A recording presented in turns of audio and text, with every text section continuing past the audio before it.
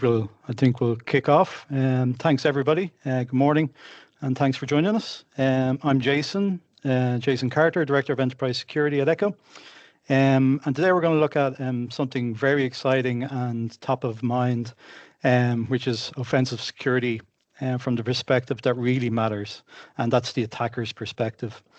So most organizations, naturally, they're assessing risk inside out. Attackers, however, they're doing the complete opposite. They start with what they can see, and what they can reach, and what they can use. And that difference in perspective is super important. As we move through the webinar, we'll walk you through how offensive security is changing, why continuous exposure matters more than ever, and why agentic AI, what it means in practical terms for your overall risk posture. As we said, I'm joined by Rogier today, and I'm Jason. From an agenda point of view, let me quickly set out what we'll discuss today. So we're going to start off with why offensive security matters now. We'll then look at how offensive security has evolved from traditional testing into a more continuous exposure-led model. After that, we'll talk about automation and agentic AI, how that's changing the real world and not just the theory, as Rogier touched on with that Cloudflare article. And then we'll bring that back to operations. So what good looks like, what outcomes you should be aiming for, and how Ekco and Hadrian together are helping you to get there. The goal today is simple, not more noise, but a better clarity on how to reduce exploitability. As we go through the webinar, I want you to think about how this maps to your environment. Are you operating proactively, and are you reacting after the fact? So that's super important to think about as we move through today. So we've already met Rogier earlier on, but I'm joined by Rogier, CEO of Hadrian. Do you want to say hi to everyone, Rogier, and do a bit of an introduction of yourself? Yeah. Hi, everyone. So I'm Rogier Fischer. Rogier is easier. I've lived in London for many years of my life. So my background is ethical hacking. I've been an ethical hacker since I was about 12 years old, and I broke into one of the largest banks in the Netherlands. Always been on the ethical side of the fence.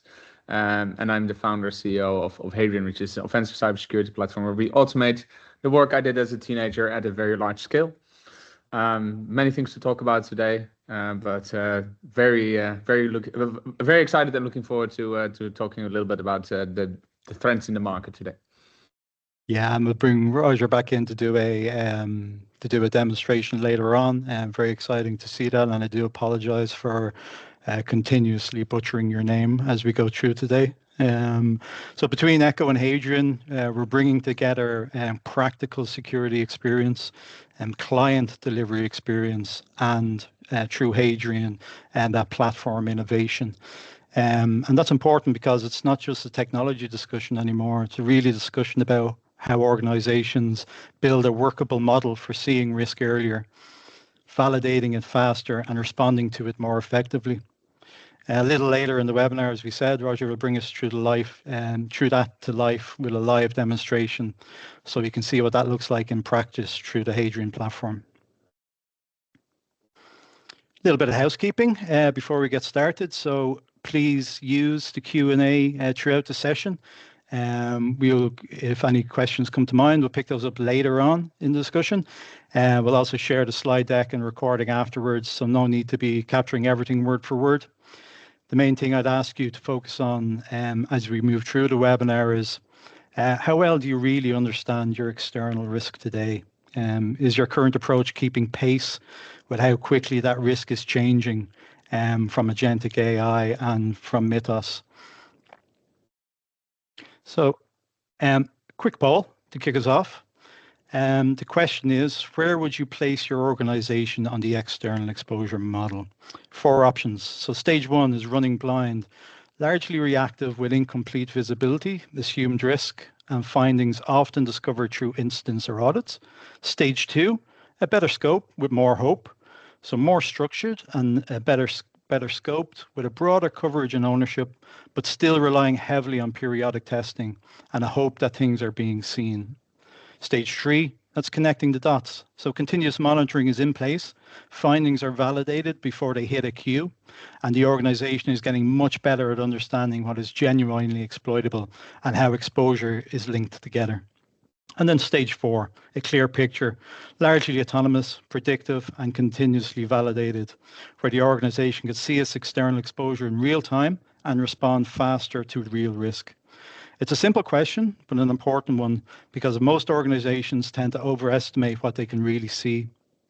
The real challenge is usually the unknown internet-facing assets, legacy tooling and acquisitions, test environments, DNS records, exposed APIs, or cloud misconfigurations.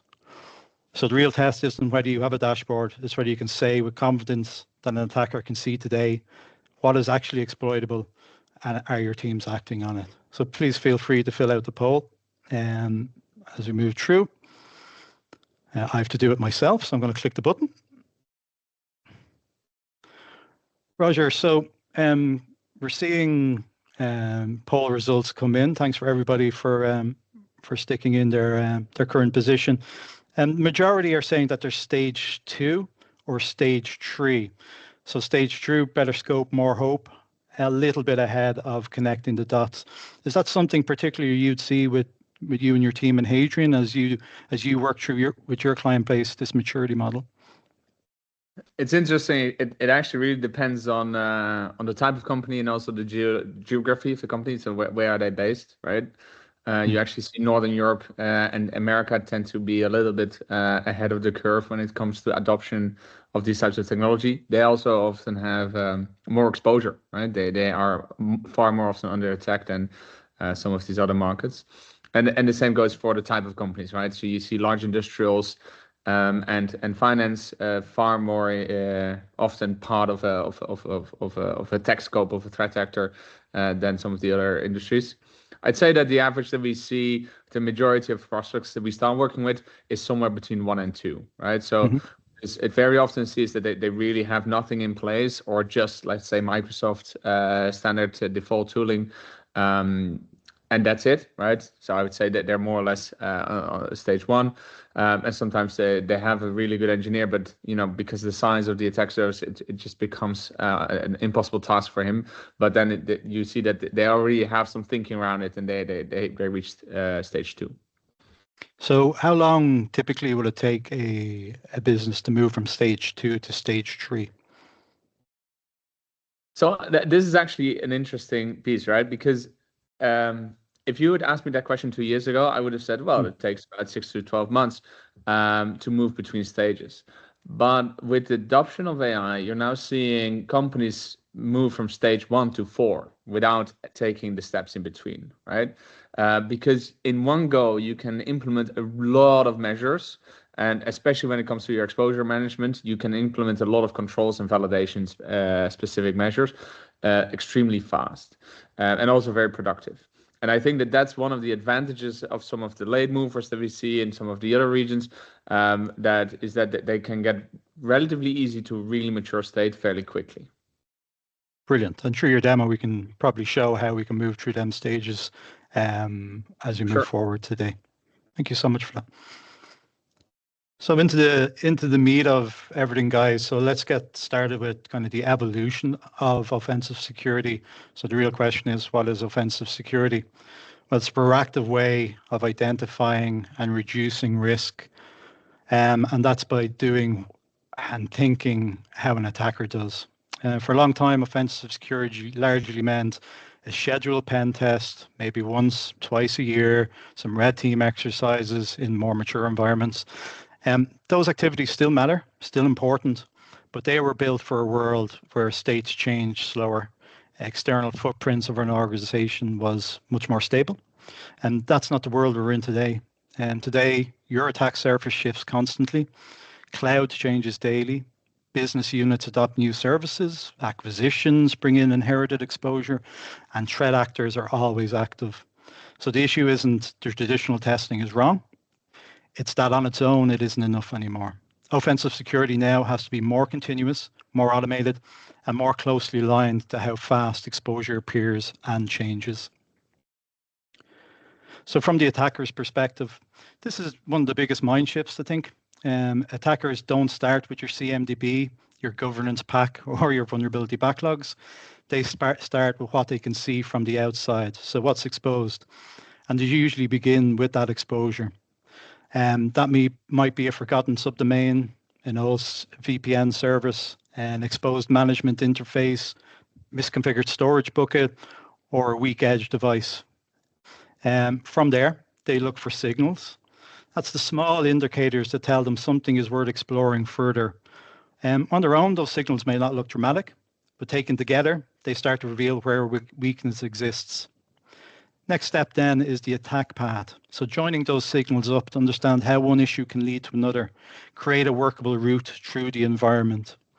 If that path holds and it can lead to initial access, that is why the external exposure has to be the starting point for modern offensive security. If you cannot see your environment the way an attacker sees it, you're already behind. The goal is not to generate more findings. It's to understand which exposures create credible paths to compromise and then act on them before an attacker does. So what's the stages of offensive security?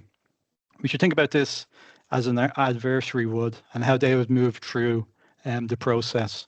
So reconnaissance is first. So what can be seen from the outside? Really simple. Then contextualization. Which of those findings actually matter when you look at it from business importance and likely attack paths? Then we're going to look at the validation. So proving which of these exposures are really exploitable, super important, prioritization, and which are just noise, which can be ignored for now. So when we move into prioritization, we're separating the handful of issues that really drive risk from the long tail of technical findings. And finally, most important, closing the path, checking the fix, and making sure that the same exposure doesn't simply come back somewhere else. So no whack-a-mole, we're closing things for good. And that's what good modern offensive security should support. Not a once-off report, continuous loop of discovery, continuous validation, continuous risk reduction. Something to think about. If you map this back to your own environment, how much of your attack surface would you actually have visibility on today? So, limitations of your traditional testing and why point-in-time assessments fall short. So traditional testing still has a place. It's still important and relevant, but each of these methods shown on screen has limits.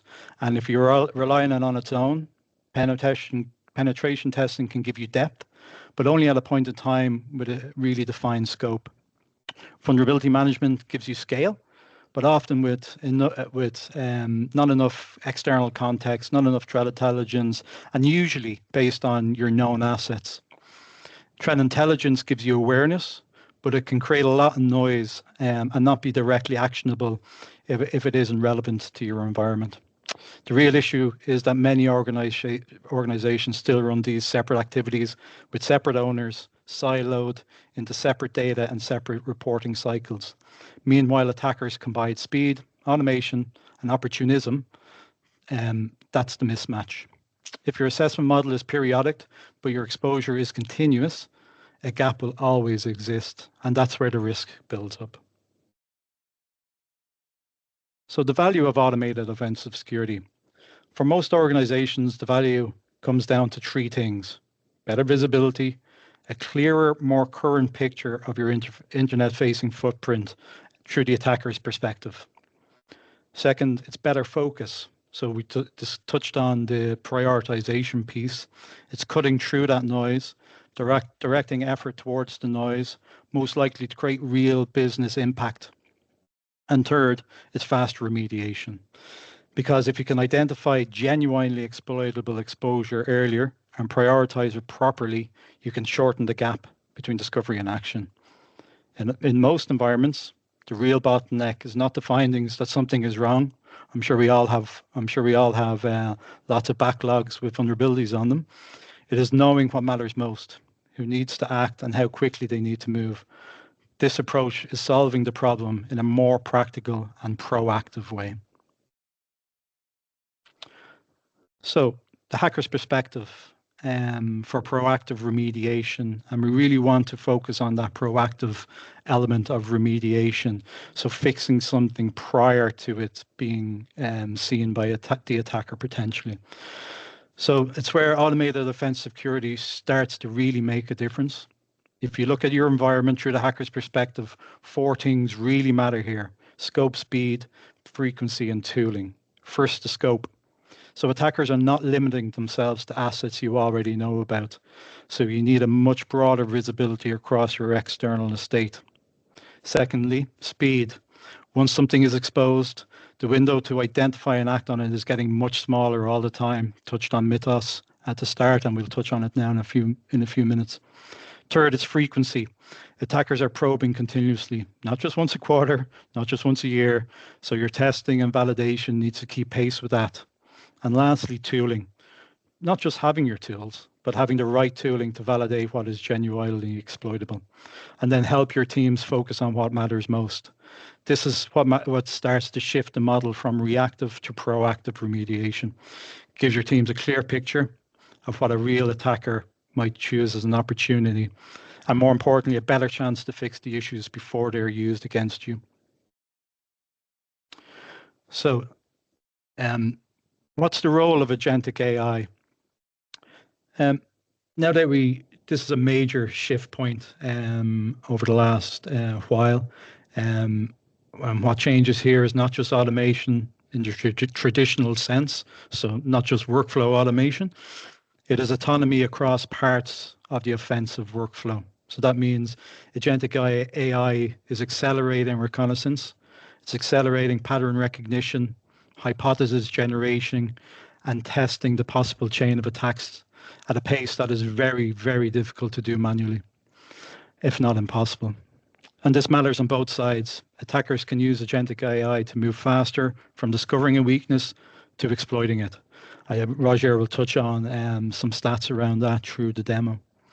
But just as importantly, platforms like Hadrian are using agentic AI within the offensive security model to continuously discover external exposure, analyze the signals with context, validate the attack paths, and then help teams focus on what's genuinely exploitable.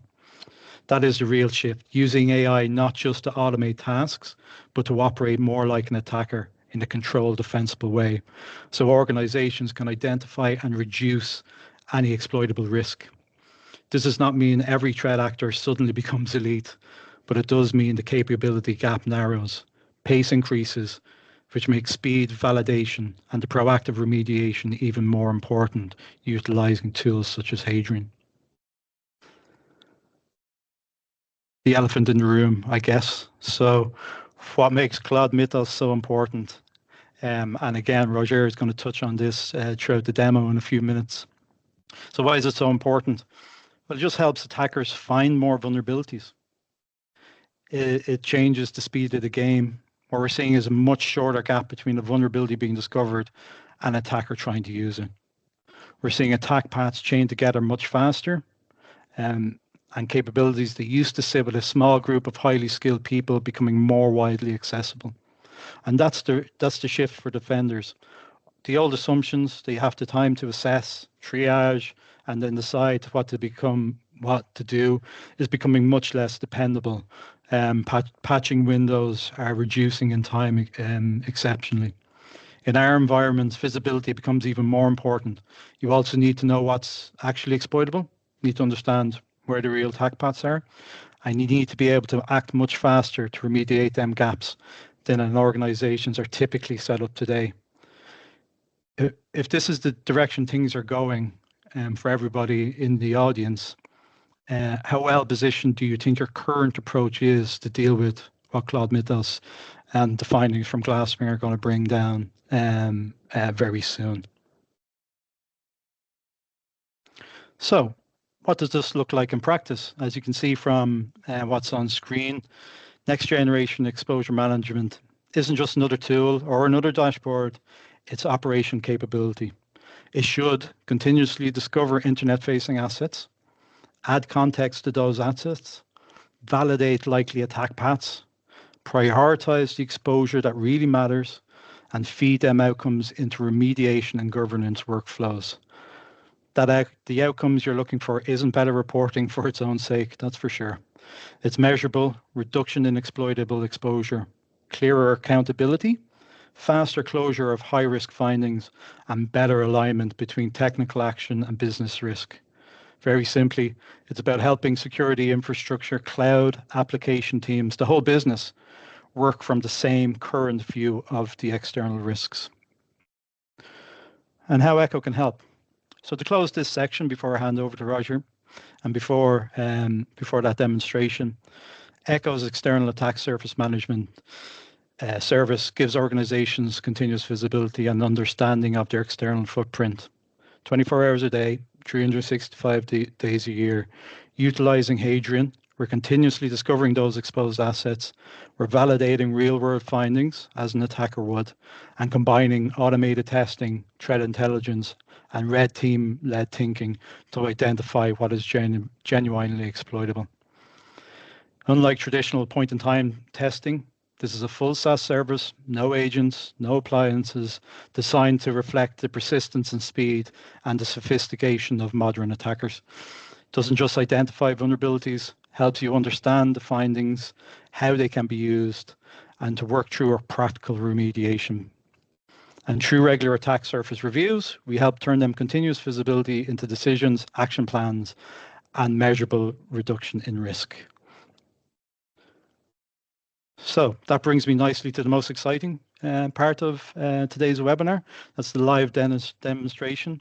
So up to this point, we've talked about the theory behind things. Rogier is going to talk about some stats behind what we discussed and work through a demonstration of some vulnerabilities and the Hadrian platform. Over to you, Rogier. Thank you, Jason. That was great. So let me first tell you a little bit about Hadrian, right? So we started about 4.5 years ago, building an offensive security platform that runs attack simulations at scale, right?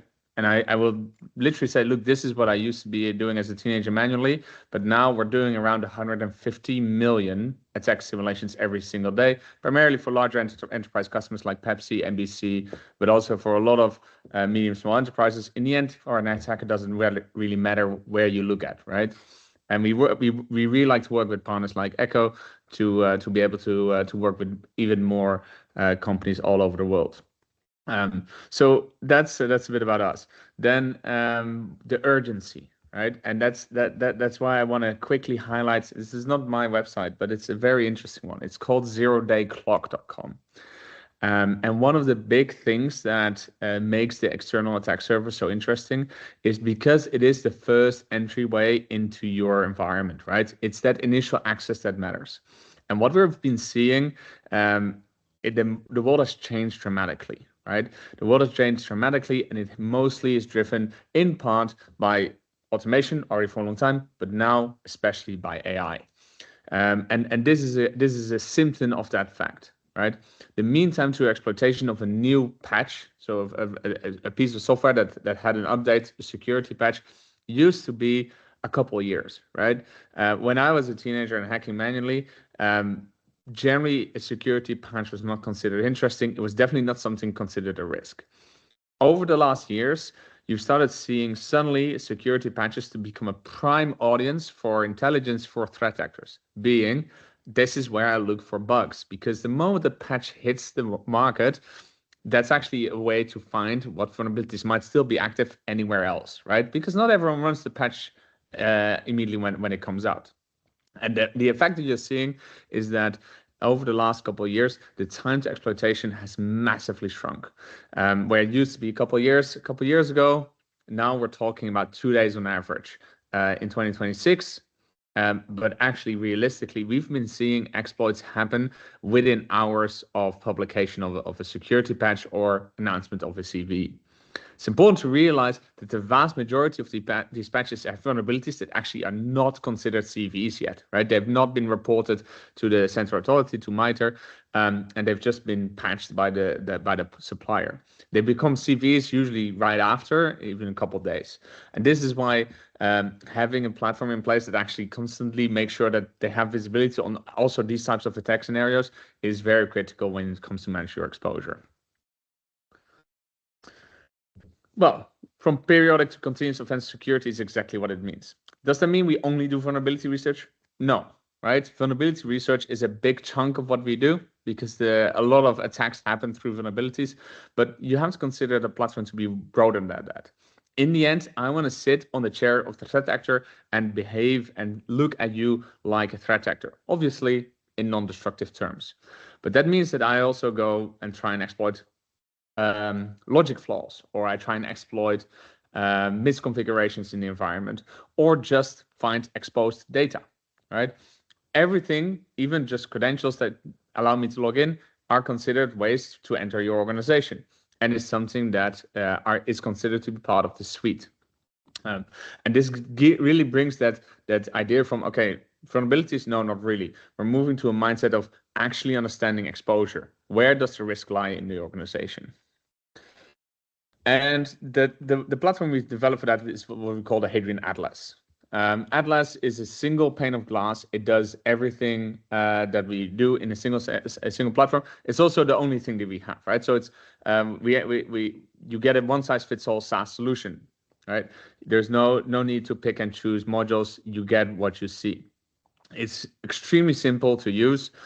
Takes us about 5 clicks to onboard you and implement you into the platform. And then obviously we work together with partners like Ekco to actually make sure that you're fully integrated into security workflows as well.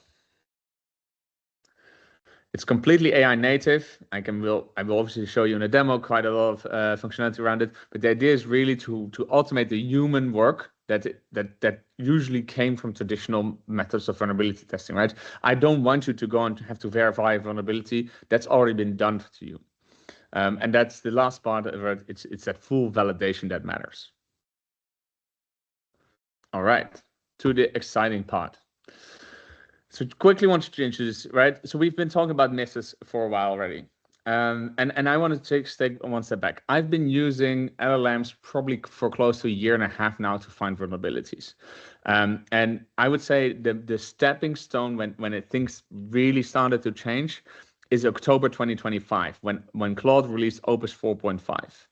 That was the first time when I started to find vulnerabilities where I could honestly tell myself, I would have never, ever found that myself. And it's not to brag or anything, but I've really found hundreds of vulnerabilities because it's my hobby. It's what I love doing. It really meant a change in mindset. How do we find vulnerabilities? I still find a lot of vulnerabilities. I never do anything manually anymore. Does that mean I did Mythos? No. Actually, we use many different models, but if you look at the vast majority of our token usage for a company like us, we actually use open source models, right? And we run our own inference. Things like Qwen and DeepSeek. It allows you to run these things at a much larger scale. So why is that interesting for us? So one of the things that we do is patch monitoring, right? So we're looking at hundreds of software, actually around 2,500 software packages worldwide. They were constantly monitoring to see if new patches come out. And when a new patch comes out, we decompile it with the AI. We do a differential analysis, and we try and find what is the patch change. This way, it allows our system, Atlas, to know before a CV comes out, before attacks started happening, to already know what to start looking for when it comes to our customer environments. And what's interesting is that this is exactly the same methodology that security researchers use at scale to do analysis on source code to find vulnerabilities. And that's exactly, I think, what I wanted to show you today. I have 2 demos. We're first going to now look at the demo of actually finding those types of vulnerabilities. And the second demo is of the actual Atlas platform. So finding vulnerabilities happens more or less under the hood, but I think it is interesting for you to understand. And especially when you want to talk about, okay, what's the impact of Mythos? The learning I want you to take away from today is that LLMs in general are just really, really good at finding vulnerabilities in static code. And that Mythos, the fear and the marketing that Mythos created might not have been justified for just a model, but the reality is that in the next next 1 to 2 years, we're going to find every single vulnerability introduced in software in the last 30 years, right? So there's going to be a massive flood of these types of vulnerabilities coming out, and we're already seeing that. Firefox in April patched more vulnerabilities in the Firefox engine than in the 2 years combined before, right? So we're seeing this in real data right now, live happening, and you saw it in the zero-day clock as well. So how does this work? I'm just showing you right now. I think you can see my screen, right? Not yet. Now you can see my screen. So I'm just showing you actually a real live example of an environment I hacked about 2 weeks ago. And it's a funny environment. This is the website where the Dutch government publishes all of their laws and regulations. It's called laws.government.nl, right? Regels.overheid.nl. It's a Dutch word. So the interesting thing is the Dutch government publishes almost all of their code open source, which means you can run analysis on it. I thought for fun, let's look and run our agent analysis harness against this environment. We're going to scroll a little bit through it, but basically what it did, it maps all the endpoints. It creates expert scenarios. I can show you a little bit how that looks in a bit. And then it shows you some of the vulnerabilities that it finds. The vulnerability that you find here, this high vulnerability, is a local file inclusion vulnerability. It was visible and internet facing. It allowed me to open the database file, log in directly, have an RCE to the Azure environment of the government. And actually to this day, you can try on your browser right now, you can go to regels.overheid.nl, like laws.government.nl, and the website is not in the air, right? Because they were not able to fix it in time. And the vulnerability was so critical that they said, okay, then for a couple of days, there's just no laws in the Netherlands. That's fine. I've heard that they're going to bring it back on Wednesday, so it's tomorrow. But it just gives you a bit of an idea how easy it is nowadays to actually run these types of vulnerability research. It probably costed me close to 20 to 30 cents to actually run this whole attack, right? When it comes to our tokens. And then I'll just share one more screen, and then I'll take you quickly to the other demo.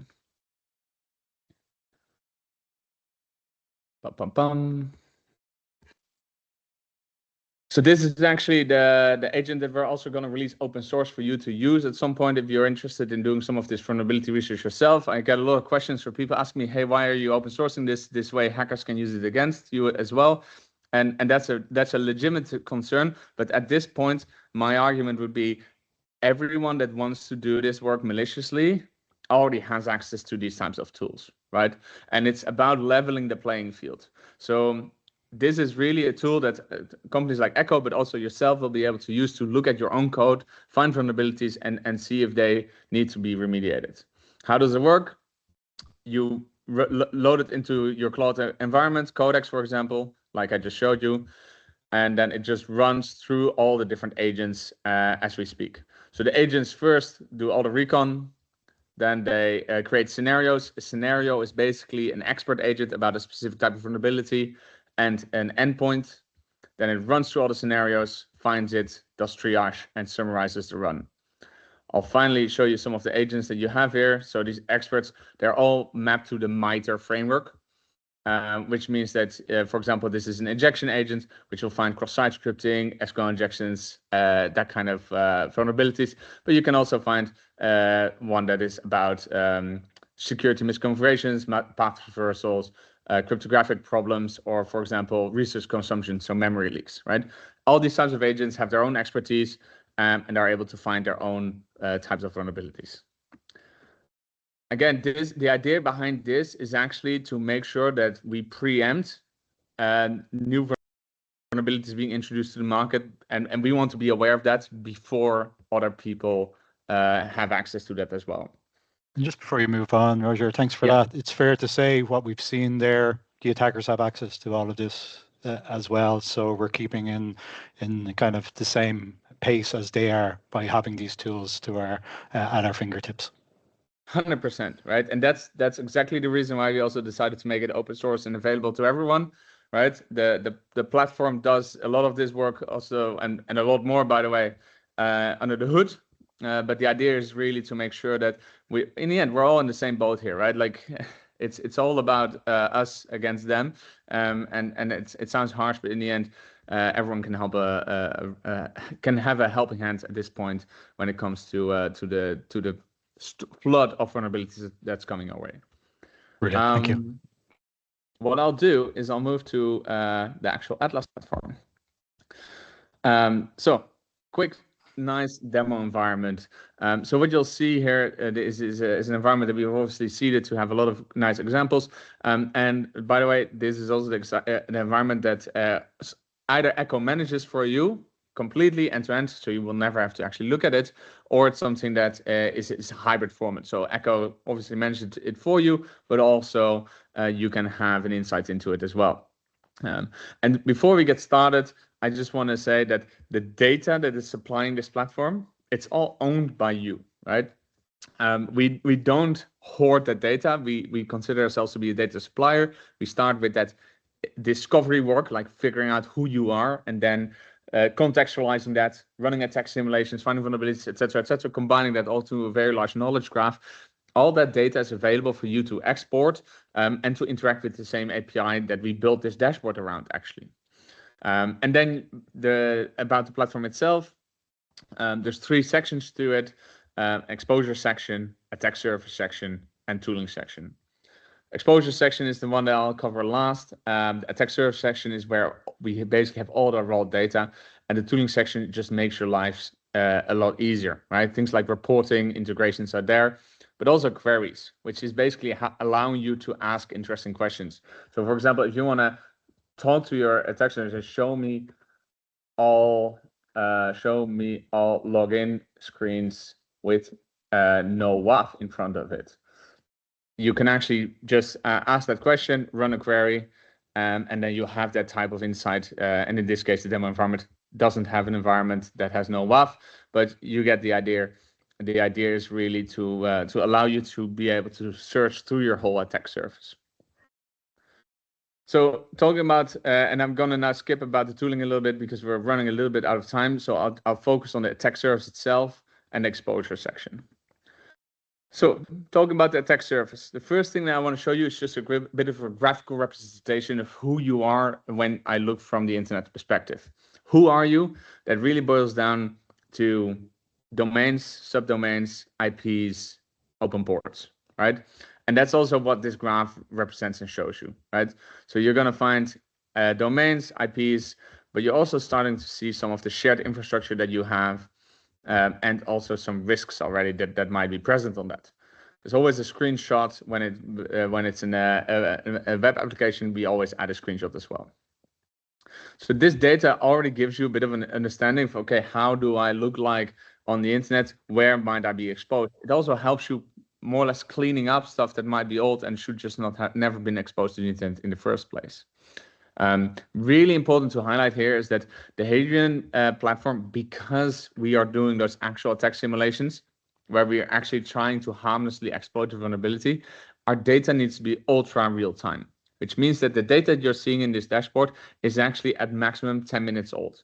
We are actually scanning every single cloud IP, which is around 250 million IPs, every 10 minutes to see and track where the dynamic IPs have moved, to make sure that we are actually still scanning our customers and not a random other company that that dynamic IP has rotated to.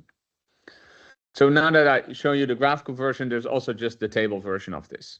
And the table version already starts showing a lot more context as well. A couple of things I want to highlight here is, for example, age prediction. So age prediction allows you to understand how old does the underlying asset look like.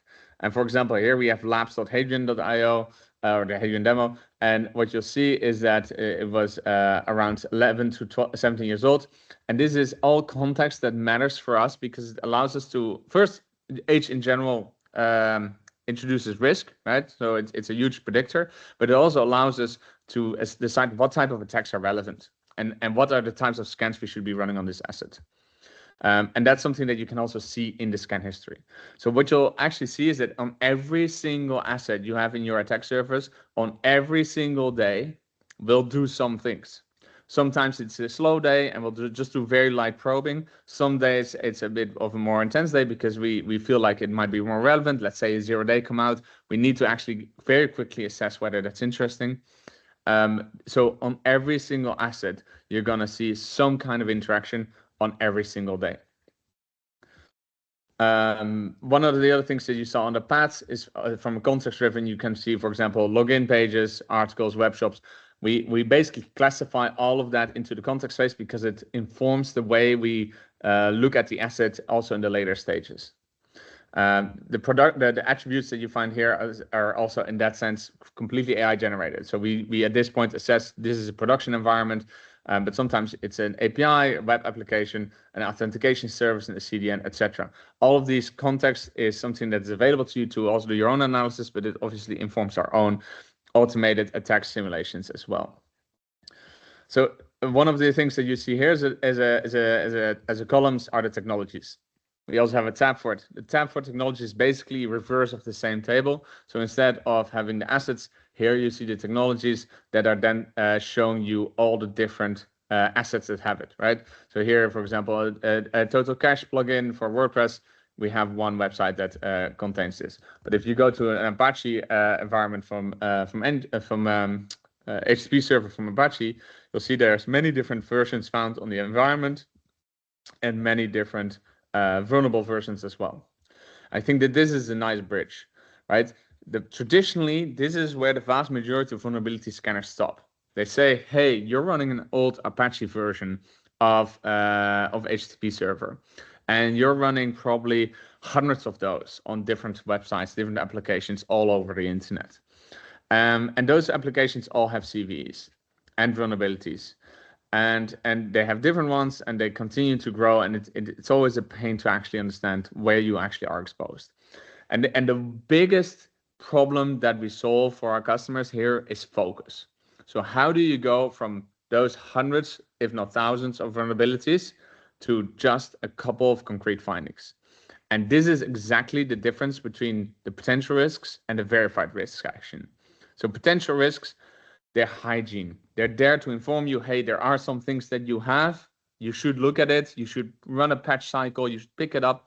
But we were not able to actually exploit this and use it in an attack against you, right? So there's a lot of categories, for example, like HTTP defense flaws, click-jacking vulnerabilities. I mean, they're all true positives, and a pen test will find them. But is this really what's going to break your defenses? It's very unlikely, right? This is what will break your cybersecurity, your security score, but it's not going to actually break your defenses.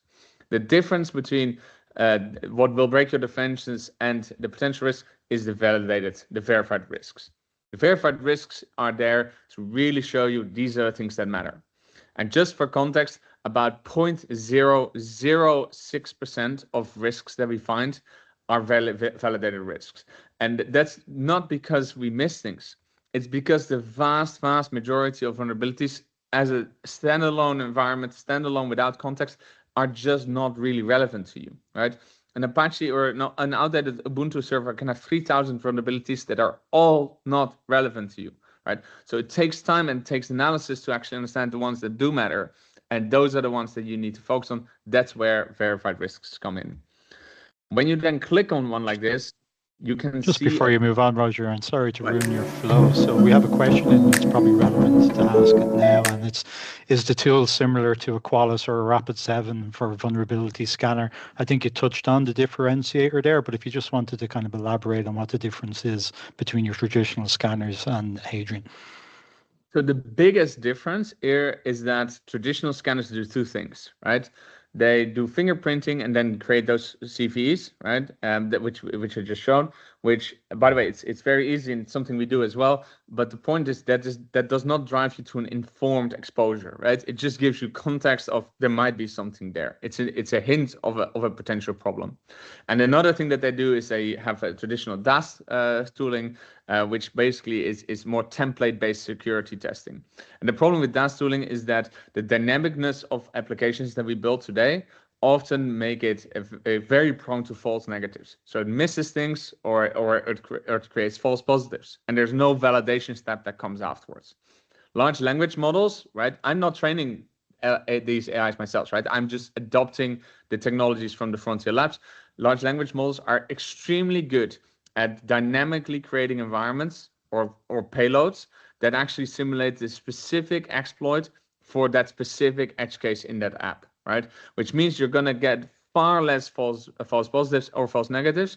And it can also combine multiple different factors, right? So a vulnerability can need 3 or 4 different vulnerabilities to become exploitable. That's something that a traditional vulnerability scanner will definitely not be able to do, right? So you really should think as a tool like Hadrian, when it's powered by LLMs, as much more as what a human attacker would do than as what a traditional DAS scanner is able to accomplish. Doesn't mean that we don't do that, right? We also need to find those vulnerabilities, but it's just to inform the actual exploitation chain. It's just for us to actually go and validate that as an exposure. Brilliant. So just to give you an example, when we do find a problem, you'll have a discovery path. So we'll show you exactly how we did find it, and you can click also on the specific agents to see what they did and what type of modules they used, for example. And then you have an actual report which looks and feels similar to what you would get in a pen test, right? So reproduction steps are exact. There's context references that we found on the internet that explain the vulnerability more in depth. But there's also just an actual POC of the vulnerability, a response that we got, and how we then interpreted that response to come to a specific outcome. Then inside the platform, there's many different ways to interact with the risk. You can close and validate, and immediately trigger rescan. So it allows you to very real-time monitor and whether the issue has been resolved. You can also secure share it. What we notice very often is that these environments are vulnerable, but they're not being managed by the team that's responsible for the security. So they want to share the vulnerability, but you don't want to have PDFs hanging around everywhere over the ether. So you can actually secure share, and then the recipient of that secure share will get a 2FA environment to just see this one page. The idea is to really have a thorough understanding of the things that matter most to you, and also have those things really be driven in context. The one final thing I'll say about this is that when it comes to the severity, we actually take into account not just the exploitability or the CVSS score. We take into account the business context, the ease of use, and the likelihood that somebody is using this against you, but also the actual impact. So one of the things that you see here, for example, is a accessible PHP backup, which is classified as high. The problem here is that sometimes there's some data in there, sometimes there's nothing in there. So it will actually change dependent on how we've assessed the situation going forward. In this example, you see that when the risk was initially discovered, it was classified as a medium, but then some other AI agent came in and said, no, it's actually a high because I can see some credentials or I can see some PII in that backup. So yeah, you should probably prioritize it more. Having said that, many more things to go over in the platform. I think we just scratched the surface of it, but I'm seeing we're running a little bit out of time, so I'm gonna one thing that's super important, Roger, is the remediation piece. So another question is remediation and mitigation steps called out? Yeah, exactly. Super. The thing with remediation often is that the bug fix, and it's remarkably often, it's please update your service, right? I'd say always there's 3 things that actually remediate 95% of the problems: close your port, change your password to update your server. But we actually have, when updating a server is not an option, for example, with some of these Nginx type vulnerabilities or React, like when it comes really down to the frameworks that you're using, there are also instructions, for example, to configure your firewall correctly so that this attack vector is disabled, right? Because at that point, one chain in the attack has broken and the problem is not a validated risk anymore. Excellent. Thank you so much. As you said, only touched the surface, scratched the surface on the platform, but really appreciate you walking us through that. Very exciting. And I think we're probably out of time for more questions at this point. Thanks for everybody for hanging on up until now. I'm just going to bring back up my deck. Bear with me.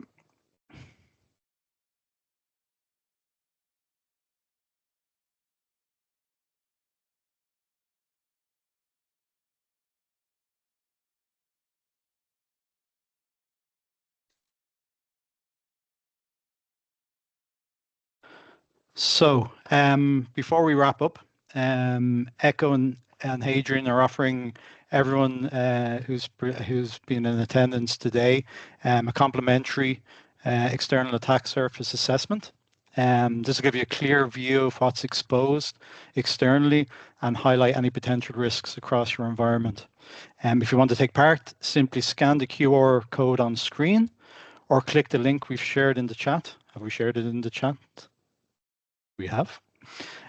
Takes less than 30 seconds to complete, and we'll follow up with you shortly with your results. The scan is completely non-intrusive and won't impact your systems. It's important to know.